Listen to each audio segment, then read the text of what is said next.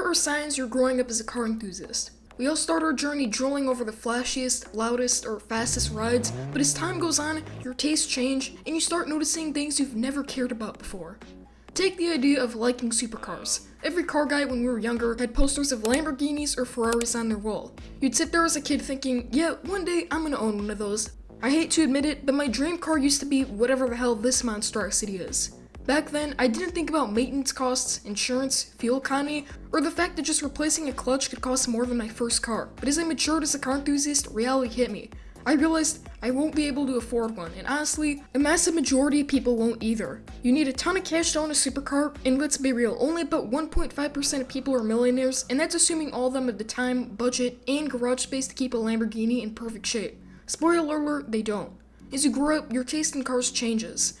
You'll stop drooling over hypercars you'll probably never touch, and start appreciating machines you could actually buy, drive, and enjoy every single day. Cars like the Miata, Subaru BRZ, or Volkswagen Golf. Cars that are fun, affordable, and still give you that grin every time you take the wheel. Don't get me wrong, it's perfectly fine to respect supercars for their insane performance or how they push the limits of automotive engineering, but for most of us, they're out of reach. That's just the harsh truth, and honestly, that's okay, because the definition of dream car is shifting. For some car enthusiasts, it's not a McLaren or Bugatti, it's a well-built Honda Accord or a clean Civic Si, or even a Toyota Camry with the right trim.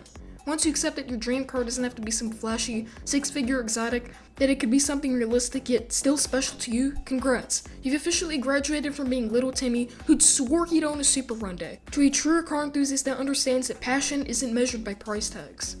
Next up, we have a big one. You start caring less about horsepower and more about comfort, reliability, or handling. Because here's the truth, fun in cars doesn't automatically come with big horsepower numbers. Take a twisty back road. You could be cruising down it in a Miata or a Dodge Demon 170. Both will give you an experience, but they'll be completely different. The Miata might be slower in a straight line, but it handles beautifully, it's light, and has driving personality that makes it actually work to have fun.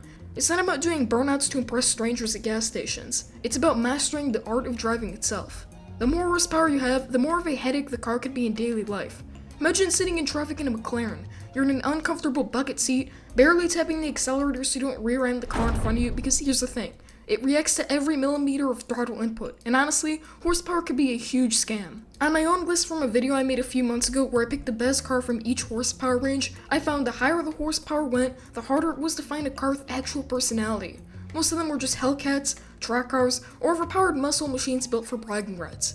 You could have just as much fun driving a well-sorted Miata as you can driving a Bugatti, or even a giant pickup truck. Sure, the experience is different, but the joy is still the same, so please, don't buy a car just because the spec sheet says 700 horsepower, or because it could lay down a quarter-mile long burnout. Save yourself the heartbreak and the repair bills. High horsepower doesn't always equal high fun, and sometimes it's the exact opposite.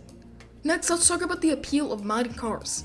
Now, don't get me wrong, if you want to mod your car, go for it. That's part of the fun of being a car enthusiast. Making your ride your own is awesome, but here's the thing, you gotta think about the future. Not just how sick this will look at Cars and Coffee this weekend, but what's gonna happen when I try to sell this thing? Because let's be honest, most of the time buyers want stock, and if you're shopping for a used Civic, which one would you rather buy? The clean, well-maintained, bone-stock Civic that just looks like it rolled out of the assembly line, or the Civic owned by a 17-year-old who superglued fake air vents to the fenders, threw on an eBay Type R badge, and ripped out the interior to install cheap bucket seats that squeak every time you sit down. Yeah, 99% of people are picking stock. And here's why that matters. Mods lower your car's value. Hard. When you get a mod, not only are you spending money to buy and install it, you're also removing value from your car at the same time. You're basically burning money in two different directions. It's like paying extra to make your house harder to sell. Now, there are some exceptions. Some tasteful mods like quality aftermarket wheels, a nice wrap, or a mild suspension upgrade can add appeal if they're done right, but the key is this. Keep the stock parts. Even if you think you will never go back to stock, future you will thank you when a buyer offers you more money because you could return the car to factory condition in an afternoon.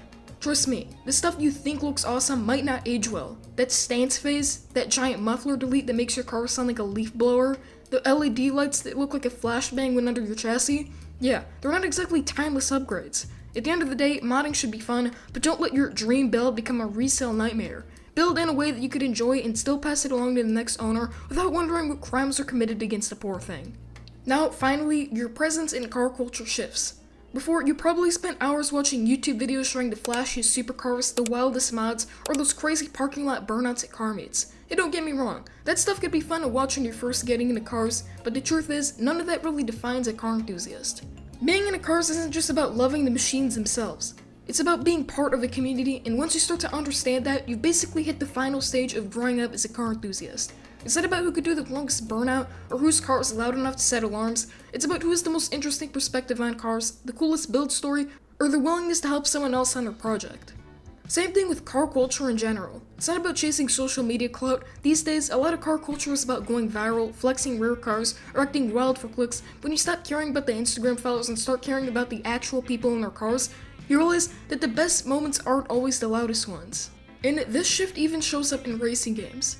When you first started, maybe you're obsessed with Forza Horizon 5, unlocking the craziest hypercars, painting them neon green, and slapping the biggest wing possible. But the more you grow as a car enthusiast, the more you could start to crave realism over flash. You notice that modern Forza is more about collecting random, ridiculous cars than about actual driving. You're showered with free cars from the start, and the driving physics feels like you're driving a Hot Wheels car glued to the road. Now, you're probably looking at games like Assetto Corsa, BeamNG Drive, games that feel real. Games where you could spend hours perfecting your driving technique, or where a tiny mistake actually sends you into a wall. You appreciate the details, accurate car sounds, realistic handling, and even proper tire wear, not just how fast you could unlock a Koenigsegg. That's the real evolution of a car enthusiast. When the thrill comes from not the flashiest numbers, but the experience, whether it's at a car meet or a digital racetrack, you stop chasing the cool factor and start chasing the moments that feel authentic. So, based on all this, what do you think? Do you think you've matured as a car enthusiast, or do you still think you have a long way to go? I'm curious to hear your thoughts in the comments below. Thanks for watching, and remember people, drive safe, drive smart, but most importantly, drive something worth talking about. See you in the next one.